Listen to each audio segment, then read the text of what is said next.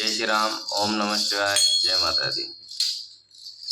कल आपको वायव्य संहिता में पूर्व खंड प्रयाग में ऋषियों द्वारा सम्मानित सूर्य जी के द्वारा कथा का आरंभ और विद्या स्थानों व पुराणों का परिचय तथा वायु संहिता का प्रारंभ आज आपको सुनाएंगे। ऋषियों का ब्रह्मा जी के पास जाके उनकी स्तुति करके उनसे परम पुरुष के विषय में प्रश्न करना और ब्रह्मा जी का आनंद मगन हो रुद्र कहकर उत्तर देना। ध्यान से सुने और अपने परिवार को भी सुनाएं। अपना भी कल्याण करें, अपने परिवार का भी कल्याण करें। सूत जी कहते हैं, महर्षियों, पहले अनेक कल्पों के बारंबार बीतने पर दीर्घ काल के पश्चात जब वर्तमान कल्प उपस्थित हुआ और स्थिति का कार्य आरंभ हुआ, जब जीविका साधक कर्म कृषि गो रक्षा का और वाणिज्य की प्रतिष्ठा हुई, तब प्रजा वर्ग के लोग सजग एवं सचेत हो गए।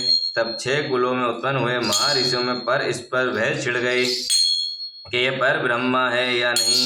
इस प्रकार उनमें महान विवाद होने लगा, किंतु परम तत्व का निरूपण अत्यंत ही कठिन होने के कारण उस समय वहाँ कुछ निश्चय न हो सका। तब वे सब लोग जगत दृष्टा अविनाशी ब्रह्मा जी का दर्शन करने के लिए स्थान पर गए, जहाँ देवता और असुरों के मुख से अपनी स्थिति सुनते हुए भगवान ब्रह्मा विराजमान थे। देवता और दानवों से भरे हुए सुंदर रमणीय मेरु शिखर पर, जहाँ सिद्ध और चरण परस्पर बातचीत करते यक्ष और गंधर्व सदा रहते हैं, विहंगों के समुदाय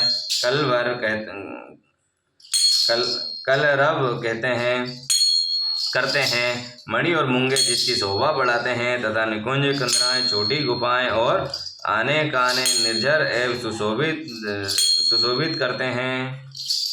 एक ब्राह्मण वन नाम से प्रसिद्ध वन है, उसमें नाना प्रकार के वन्य पशु भरे हुए हैं। उसकी लंबाई 100 योजन है, उसकी चौड़ाई 10 योजन की है। उसके भीतर एक रमणीय सरोवर है, उसे सुसावादु निर्मल जल से भरा रहता है।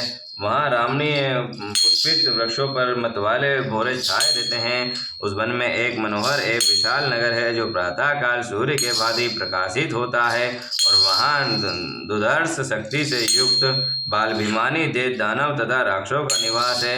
वहाँ नगर तपाए हुए स्वर्ण से बना जान पड़ता है।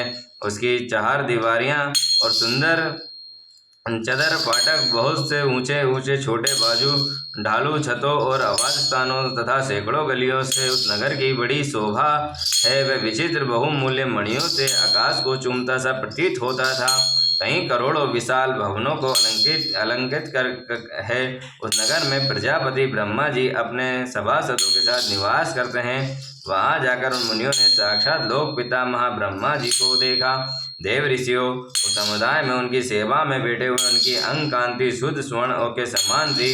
वे सब अभूषणों से विभूषित थे। उनका मुख प्रसन्न था, उनसे सौम्य भाव प्रकट होता था।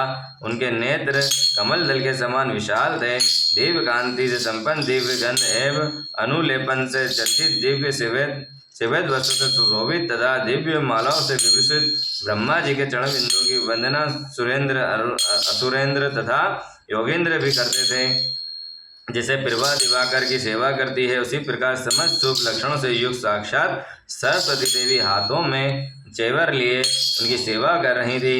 इससे उनकी शोभा बढ़ रही थी। ब्रह्मा जी का दर्शन करके उन सभी महर्षियों और मुख नेत्र खिल उठे। उन्होंने मस्तक पर अंजलि बांधकर उन सूर्य श्रेष्ठ की स्तुति की। ऋषि बोले, संसार की सृष्टि, पालन और संहार हेतु 3 रूप को धारण करने वाले आप पुराण पुरुष परमात्मा ब्रह्मा को नमस्कार है। प्रकृति जिनका शरीर है, जो प्रकृति से क्षोभ उत्पन्न करने वाले तथा प्रकृति रूप में 23 विकारों के युक्त होने पर भी जो वास्तव में निर्वाकार हैं, उन ब्रह्मदेव को नमस्कार है, नमस्कार है, नमस्कार है।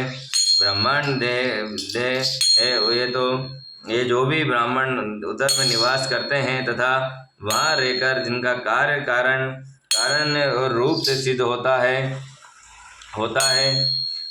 है, उन ब्रह्मा जी को नमस्कार है, नमस्कार है। जो स्वर्ग लोक तथा समस्त लोकों के दृष्टा हैं, उन संपूर्ण जीवों का शरीर से संयोग वियोग करने में हेतु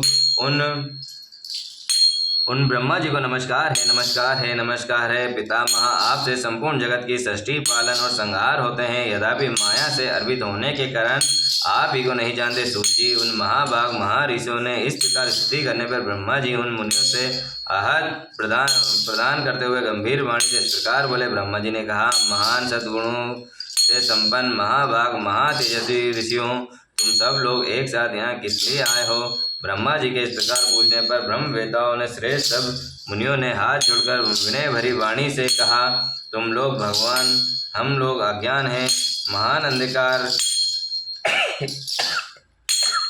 जय श्री राम। जय श्री राम। जय श्री राम। मुनि बोले, भगवान, हम लोग अज्ञान हैं, महाअंधकार से अर्पित हो खिन्न हो रहे हैं, पर इस पर विवाद करते हुए परम तत्व का साक्षात्कार नहीं हो रहा। आप संपूर्ण जगत के धारण पोषण करने वाले तथा समस्त कारणों के भी कारण हैं। हे नाथ, यहाँ कोई ऐसी वस्तु नहीं है जो आपसे विदित न हो सके। कौन ऐसा पुरुष है जो संपूर्ण जीवों से पुरांत अंतर्यामी उत्कृष्ट विशुद्ध परिपूर्ण एवं सनातन परमेश्वर है?